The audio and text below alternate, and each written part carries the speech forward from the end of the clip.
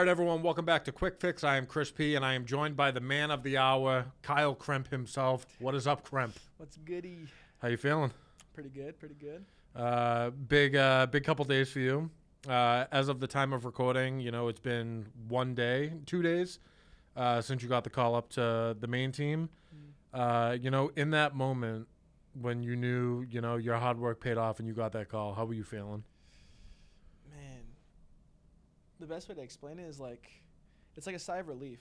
Like all that time you put in, like everything that you somewhat sacrificed over the past, I've been competing since Cold War, but like I've had aspirations and was an S&D kid since AW was like when I first started actually going hard. And like, it's just like a dream come true, literally. And then you're like, all right, well, now it's just like all those real dreams of like being on the main stage and winning something. Like now that's the next step. Yeah. So for the people that don't know, what were those sacrifices that you just talked about? I mean, in high school, I had a lot of issues I started struggling with school to prioritize video games. So after that, I did also sacrifice like a lot of time with friends. I gave up on sports a little bit. And then I just really went full into gaming, trying to turn into a career. And yeah. Did you always know you wanted to be a pro, or did you start off kind of – because I know a lot of people, they end up going the pro route because they wanted to be a content creator. They're playing a lot. They realize they're pretty good at it. You see these YouTubers making millions of dollars. They're like, I want to be that. But did you always know that you wanted to compete in these games? I mean, I've always gamed, so I think it started as like a content creator at first, I guess. But then the more I got into the competitive aspect of things, it was night and day difference. I'm like, I'm a competitor at heart. Like, I love this.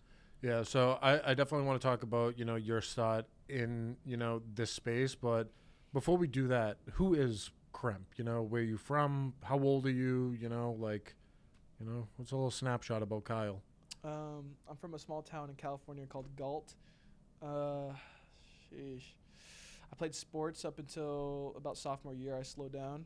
And I was always a very outgoing kid, very, very like loud, talkative, want to be funny, like class clown, Mm-hmm. And yeah, I grew up with just my dad.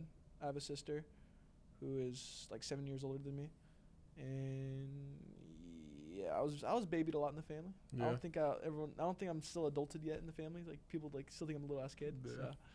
So. Are you the oldest?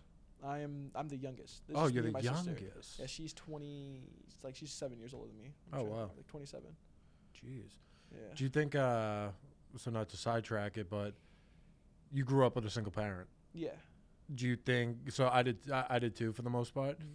And I think that was something that, you wouldn't wish on anyone, but it's also the reason why I work as hard as I do. Yeah. Because I saw how it was watching someone struggles trying to, support a full family. Mm-hmm. Do you attest any of your work ethic to, seeing that as you grew up? Oh, 100%. I mean, I also grew up in, like, majority of the time it's usually, like, someone growing up with their mother. I grew up with my father, and I didn't have a close relationship with my mother, like, later years. So it was mainly my dad's like very masculine, very, very like his tone of voice is very aggressive. Not aggressive, but like he's a very dominant person. Like people knows he's there. Yeah. So it's like, I mean, it definitely molds you into like something similar to that. Yeah, you're kind of like forced to grow up younger than you really want to. Mm-hmm. So I have a ton of respect for that. You could pick one or two ways. I feel like when it comes to a situation like with a tough upbringing.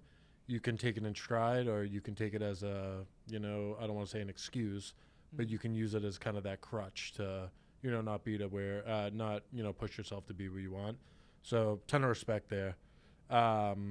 So before you said you really took this serious starting in AW, right? Yeah. So was it, you were an S&D kid, so you were running like CMGs, GBs, stuff like that? Yeah, exactly. And you were close with Capsule, right? Yeah.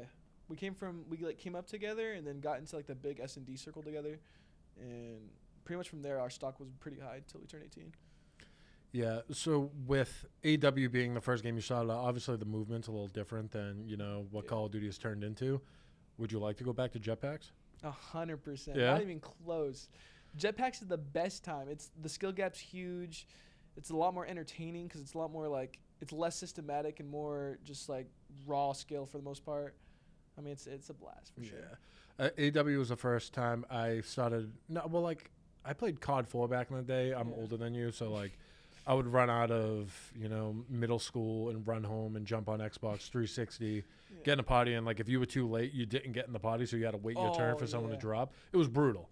But then we started doing private matches, and I was like, wait, okay, I'm better than my friends at this. Let me start running some GBs. I was running GBs with like that little Xbox, like the one ear thing. I was like, I am shit. Yeah, I used to have a Bluetooth mic. It was really like a truck driver mic, just like that. Like, oh, yeah, but we all have to start somewhere, so that was fun. And then I started playing COD 4 Pro Mod, which was really fun. That might have been before your time. I'm not sure if you know what it is. Like certain weapons, right? Exactly. So you could have a certain amount of weapons. So it's been so long, but I knew you could only have one sniper, probably like 2 ARs and one sub or something like that. So it's like the rules instead of like the unwritten rule with you guys, right, where you have your your flexes, your subs, your AIs, and there's someone that'll pull out the boomstick when they have to.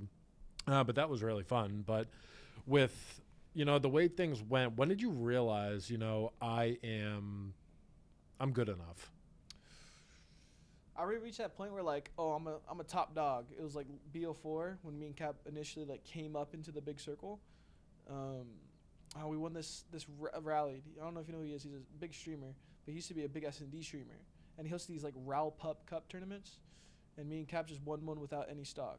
And then we play again an elite the day after with Rallied, and we lose in semis, but we lost to Inder or Illy, and I was frying, we were all frying. So I was like, oh, it was close, and we gained a lot of respect after that point. Like people were like, oh yeah, these guys are hard to beat. Like definitely gotta move them up.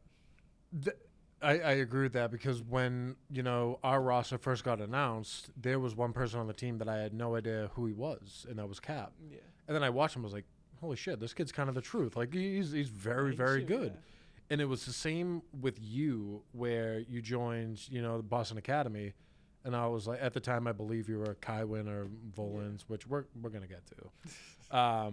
But I saw you play, and I remember the first time I met you in person, I watched you play. I think I said either to you or to your girlfriend, I said, this kid's a psychopath and I love it. Because you were like on like your head shifts and like you're in it. Like you're in real war when you play. And I was like, yeah, like this kid's something. And then I kept watching you. And I feel like more than ever recently, people are just like, like Kyle, like he's next up. And I was like, you know what? I see it now. And it's funny how, it just kind of unfolded and it came that way. But let's bring it back to Boston Academy a little bit. How was that? How did that unfold? How'd you get in touch with, Doug and Dan at the time and Shawnee to actually start playing? The best way to explain that actually is like I had like not a close relationship, but we're like mutuals. It was me and Dan, or Ghosty, if you will. And I recently was like a middle of the pack challenger player, and we went to the first event, which was Minnesota, and we got top 8. We took out a bunch of teams. We're like the dark horses of the tournament. And then we got back home, roster mania. I was with a team that was like good. Like actually, whenever like I got the call, it was from Dan, but like we were fresh off not losing a map the whole day of scrims. It was like it was clean. And then Dan texts me and calls me. He's like, yeah, a lot of shit's moving. Do you want to come play with us? And they're fresh off a top 48. So I was like, he was persuading me. He was like, well, it can eventually turn into like something pro. Academy always gets looked at more. If you're with Doug, you're getting looked at more for sure. And at the time, I didn't think Doug was good. But then over time, that definitely changed. But I definitely know how good he is now. But like at the time, I was like, it was a huge risk. They got top 48. I just got top 8 with my team. I'm like, okay, well, screw it. Might as well take the chance. And I joined the team. We don't scrim because Shawnee was in Scotland, and he couldn't come back until the event. So yeah, I joined with 0 reps. We just pulled up to the event, slammed everyone. It was insane. Which event was that? Toronto? Yeah. Yeah, that one was insane. No practice. It was literally just straight gun skill. Sean didn't even have a controller. Yeah, he had to use Doug's backup controller, and he never used a PS5 controller in his life. He picked up Doug's backup controller. It was a PS5 controller, and I was mind blown. I gained so much respect for Sean.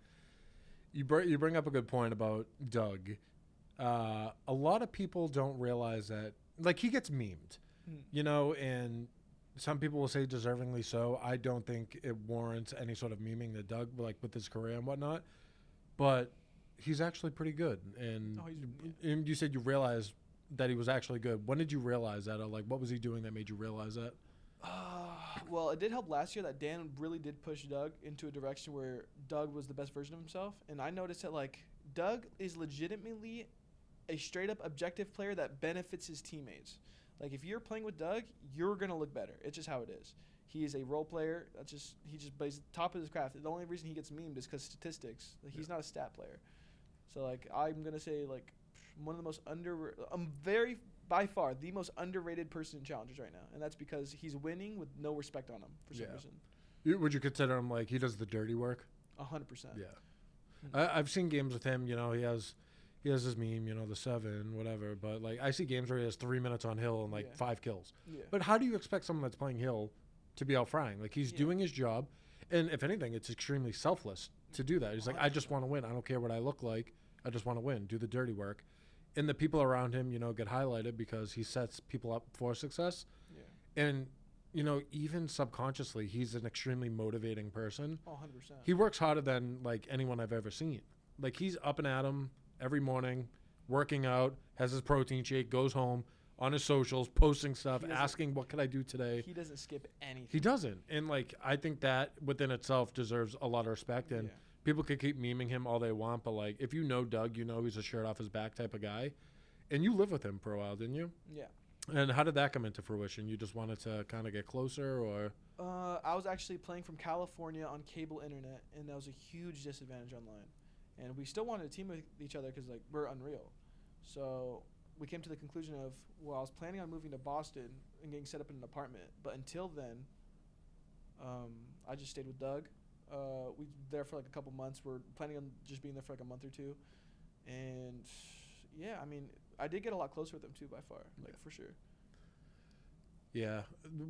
This might be a difficult question, but if you weren't playing Call of Duty right now professionally as a career, what would you be doing, or what would you want to do?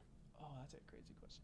I mean, that depends because, like, if I never picked up a controller in the first place. Yeah. Oh, well, for sure. I would have been better at school and still sticking to sports. So I feel like I'd probably be in college right now.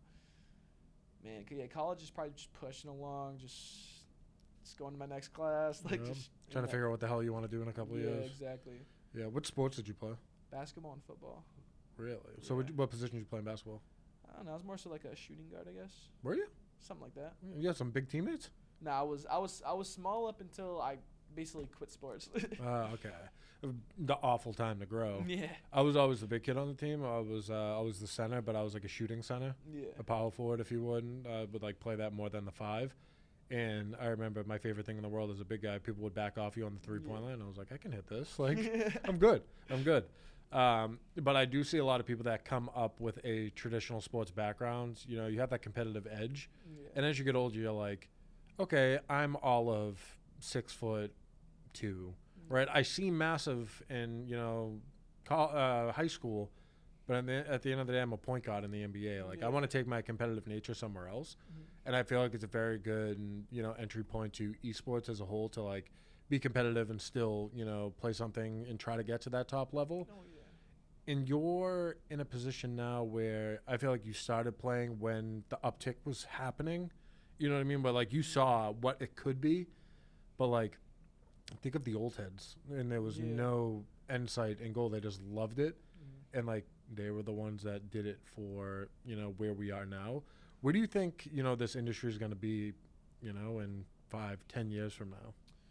I mean, if you asked me that question last year, like going into Vanguard, I'd say, man, it's on a deep incline or like decline. Mm-hmm. And going into this year, you can really see, like, especially with land coming back, everything, you can really see things growing the right direction. Everything's moving the right way. Yeah, there's some stumps along the road, but it's definitely moving the right direction. I feel like it's going to be bigger than it ever was. It does help with a lot of the content coming around, and just there's so much eyes on it. Ranked play coming out, there's so much eyes on the scene. I think ranked play is the best thing that could potentially, you know, it revived MW2. Yeah. Like, you can play pubs all you want, right? They're fun. Don't get me wrong. You can run your private matches, which you guys usually don't even touch pubs unless you're, like, you know, just like messing around, whatever. But when ranked play came back in, it was a massive uptick in that game, and all eyes went to ranked play. And in the past, all eyes were on Warzone. Yeah. Now it's completely flipped. People are looking at ranked play. They're not looking at Warzone right now, which is amazing to Yeah. me. I think it comes because Warzone is a massive compared to the Warzone 1.0. Like it's just like it doesn't give you the same dopamine Yeah. basically. No, I It's not the agree same. with that. Like I say it all the time, and like people rip me apart for it. Like I loved how Vanguard felt. Yeah. I liked COD Vanguard. I genuinely did. Like, yeah, it was a little dull of a game. 100%. Yeah, of course. But like the movement was smooth. It's Like, fun. what was more smooth than like literally you run to a corner, you slide cancel around the corner, and just pop up on it? Automaton just melting, just Dude, it like- felt great. But I love to see multiplayer getting eyes on it again. Yeah. And I hope at one point, we get back to the old days where, montages start coming back up. Those are And so like, much fun. like pub challenges where like sweatband and stuff like that from Yeah. Scum, like stuff like that comes back. Because multiplayer is great. And it just takes, that oomph to it to get it back on. With your career right now, and this is, a double-ended question where like I genuinely want to know, and I think it's good for people to know. What do you feel like you're not doing right now in your COD career that you really want to start doing?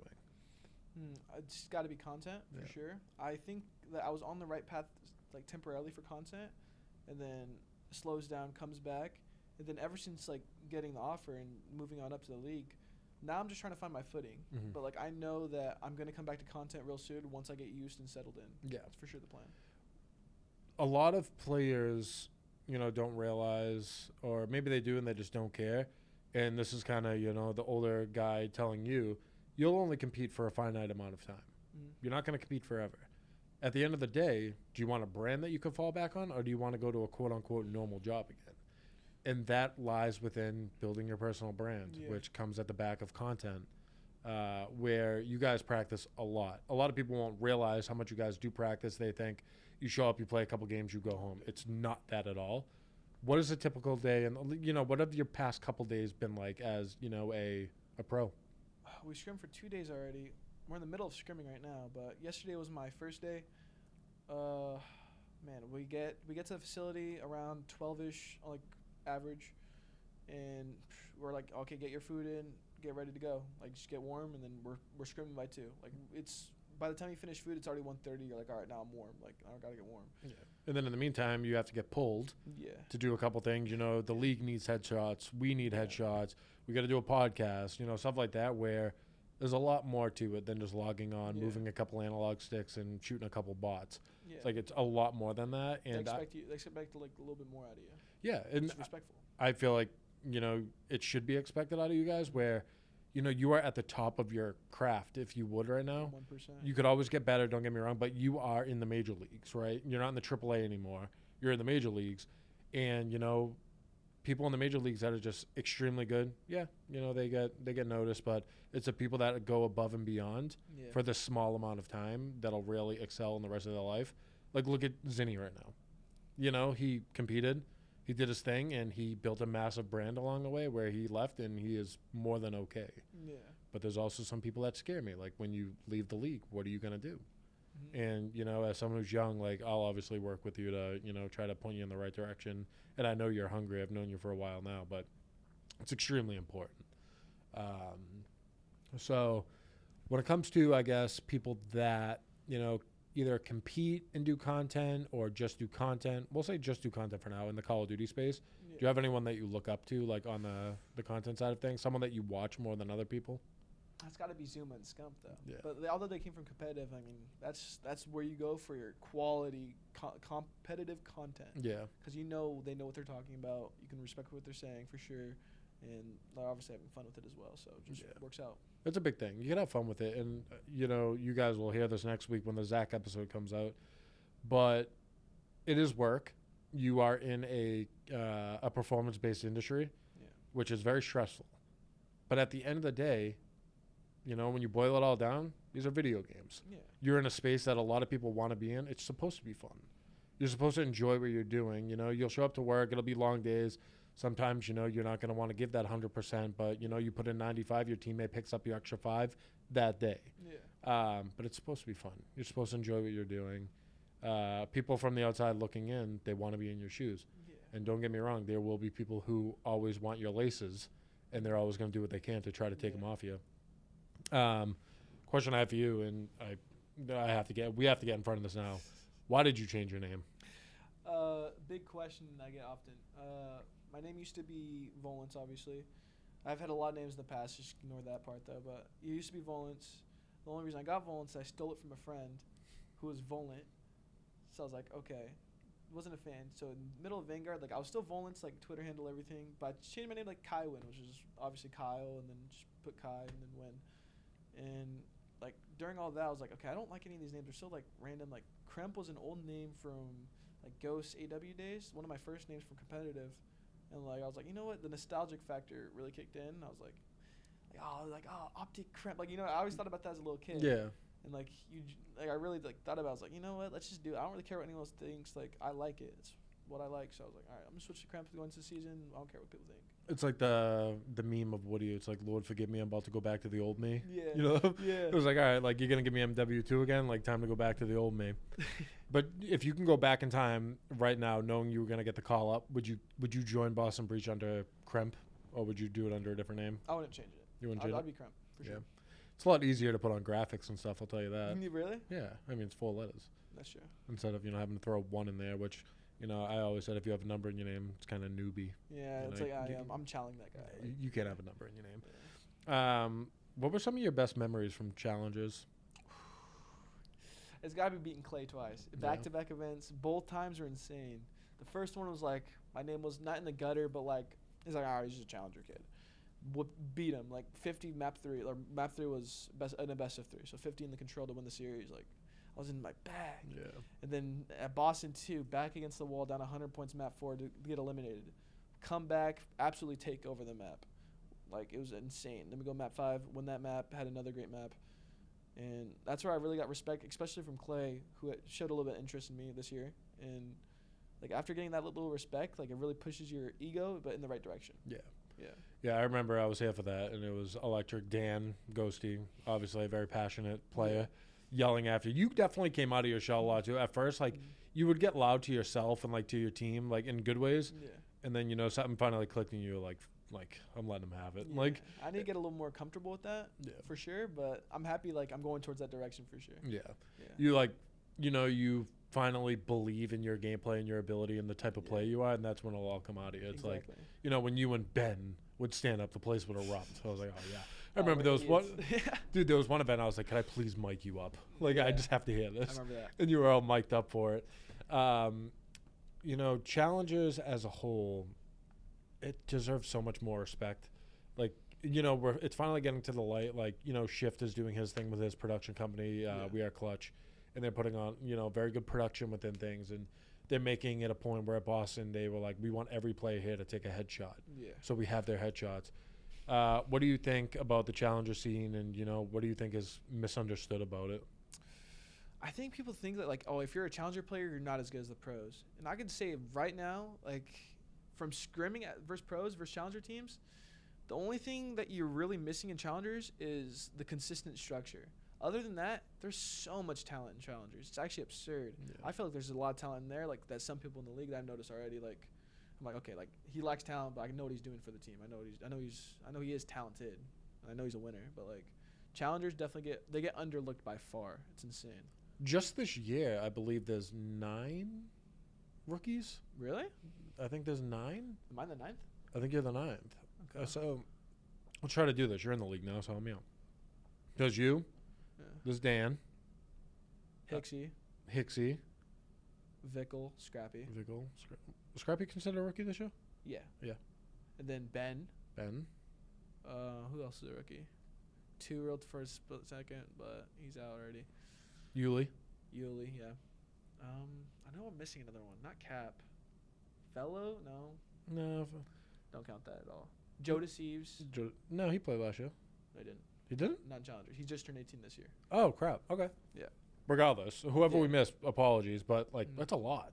And all pretty much came from challenges. Yeah. And it's dope, and I wish that now that we have Boston Academy here, I love having you guys. Well, I can't even say you guys. Like Academy to root for, because like challenges players are the future of the league, and I wish every team. There's a commitment that goes into. Don't get me wrong. I think LIG does a great job with it. Ultra does a great job with it. Rocket does a great job with it. Academy teams. We for sure do. It's incredible, and it's, bring it back to baseball for a second. You have a pitcher on your your major league team that isn't performing, and you need a lefty. Yeah. And there's a guy in the AAA who's absolutely murdering it. Keep it in the family. That's how you keep the whole system, the ecosystem just fluid. It's just not recycling, but bringing up new coming talent, opening the eyes to new talent. Yeah. This year's big eyes for that. It's a really cool thing. So I know this is a Call of Duty podcast, but I'll put something on your radar too. With our Overwatch team, Boston Uprising, they have substitutes that genuinely get subbed in mid-series because they can play a map better or a type of map better or a hero better that has to play in that, and they genuinely use their substitutes. Really? Yeah. Do you think Call of Duty would ever get to that? I mean, I can see why people could think that, but it wouldn't work in Call of Duty. It's too team-based. If you just change a teammate mid-series, what if you had a heater map one? You just sub him for the S&D. I'm like, bro, that just doesn't work. Yeah, because they're a better S&D player. I thought that was so amazing to hear, and with our roster here, they drafted for the reason. Yeah. That this person can play this type of role. It's super impressive. I forget where I was going with that or why I even said that. Oh yeah, but the ecosystem. Professional sports, someone, they're on a little bit of a slump, send them down to AAA for a little bit, let them get their footing and then hopefully come back up. I hope we can get to that point as well where, getting subbed in and out, it's not, that bad because, you're still with us. Mm-hmm. And, you can go down there for a little bit, stay warm, come back up, and stuff like that. I feel like that would be really cool, but, there's only 48 players that can, be out there at any moment, which is fucking cool to think of, man. You're one of 48. I'm 0.001%. It's insane. There's only so many opportunities, and I'm one of them. That is so dope. Do you think Doug will get a shot back in the league? No, the way if you talk to Doug, damn well he's not going to stop until he is. I agree. There is no chance he's not in the league. He will, just because he's not going to give up until it happens. Yeah. Finally, someone's going to put him on a team just to shut him up. Dude, get him on the team. And I'm not saying that to undermine the type of player he is, but he's that type of guy. He's going to be in your face until it happens. Stubborn, persistent. You're going to get annoyed by him until you do it. He's as long as he has success in challengers, there's no way it doesn't happen. Yeah. He's great to have, part of this organization too. I am more than happy that he's part, that he's with us. And he can be treated as, a person and not a number, which I know he's been in the past to a lot of organizations. But shout out to that kid, which is dope. When you told your dad that you got drafted, how'd that go? That was actually comedy because he works night shifts right now, so he was asleep all day. I was I knew for 4 hours, and he's still asleep. I'm like, yo, text me when you're up. He was like, oh, are you busy? That was his first text. I was like, I instantly call him. I'm like, oh, Dad, they put me in as a starter. They gave me the call. I'm starting tomorrow. I'm going to the events. I'm gonna be on the big stage. He was like, really? He found out how much money too. He's like, wow. You don't see that in challengers. Yeah. For the most part. Yeah.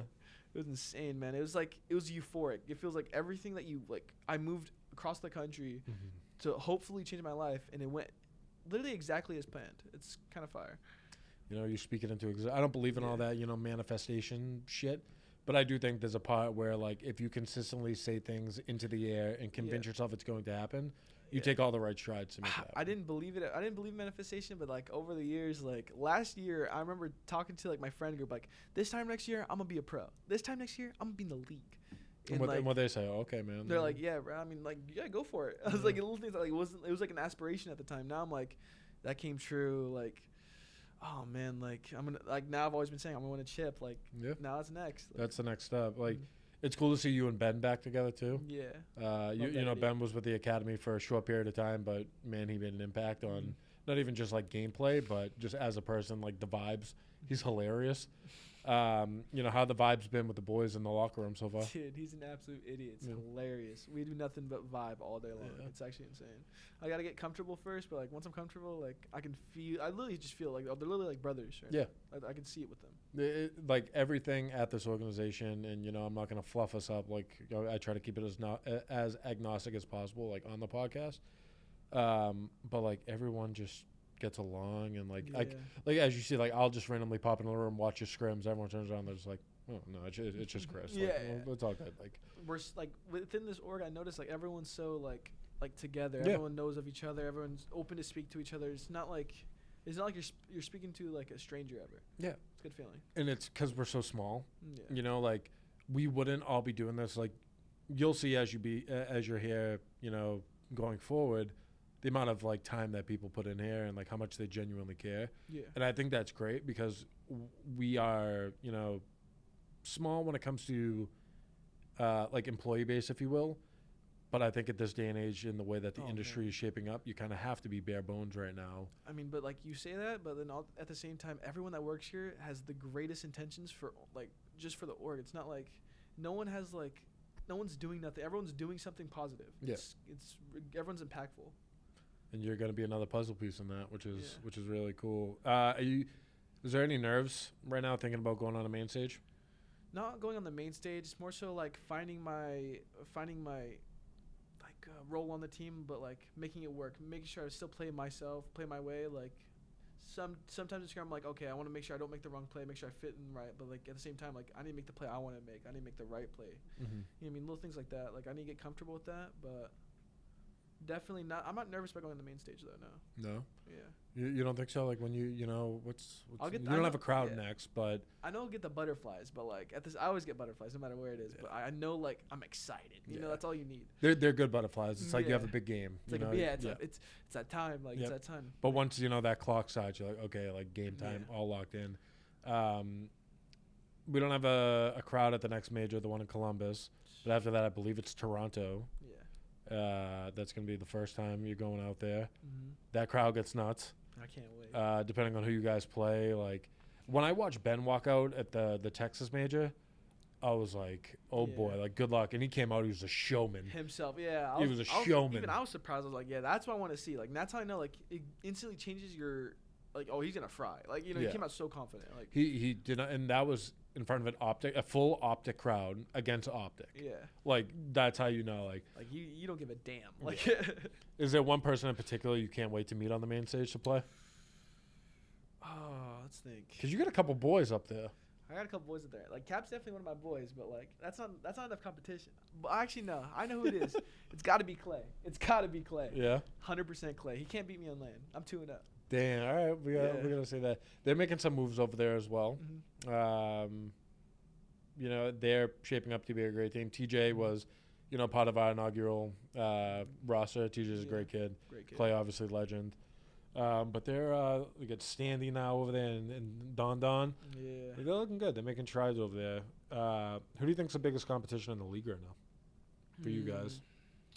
I know it's tough to tell because I'd probably say like a team like the only team I've noticed so far it's like very systematic. It's got to be FaZe, but at the same time when I notice like when I go into that stage or go into a match like the system I see and like everything changes once you get into the actual match. The gunfights go down differently. Like everything changes. You just gotta make sure you're on point. And I just feel like once I get in the flow of things, like I don't really see like competition. I just see us playing a certain way every series. Yeah. I like that. All right, so I know you have scrims to get back to, so I'm gonna start wrapping it. One thing one thing I'm allowing every guest to do that's on him, you get to ask me one question, any question you want, and if I can answer it, I will answer it. Okay. Let me think. Do you think if you went back and like, let's say when you first turned 18, if you went full into competing, do you think you could make it? 100%. 100%? I think I could. Like, if I had the minds, I have a very addictive personality. Yeah. Where if I like something, I love it and I'm obsessed with it. If I start a new game, I am watching YouTube videos for 15 hours a day trying to be the best at it as possible. If I knew, you know, that's what I wanted to do, I genuinely think I could have. Really? Yeah. Like, even playing now, there's part of me that's just like, oh, like, I want to run GBs and, like, you know, enter these tournaments. And then I remember I'm 30 and I'm just like, you know, I just don't have the reaction time like I used to. Like my shots aren't hitting anymore. You know, it's just I'm not firing. But I do think, you know, if I really wanted to pursue it when I was younger, I could have. You definitely could have. But I also did grow up not so fortunate where I didn't really have consoles. So I was lucky if I can like go to a buddy's house and play sometimes. And then if I saved up my Christmas money, I would buy an Xbox. Like I think, you know, if I went all in on myself as a competitor, playing and like bought everything I needed and stuff like that. I think I could have. You definitely could have. I think I could have. I You're a believe hard in worker. myself. You Yeah, got that. I do what I can. Anything you want to say to the fans? As you got announced everything. Anything that jumped out to you? The support. Yeah, I've noticed like an uncanny amount of support from everyone. Like usually when roster changes happen, like in this scenario, people would be a lot more hesitant, but it seems like I have a lot of respect from the fans, and it's honestly unreal. But I mean, you should expect only great things from me. Job's unfinished. Job's unfinished. Hell yeah. All right, everyone. That's going to do it for this episode of Quick Fix. I am Chris P. This is Kremp. We'll see you next time. Later.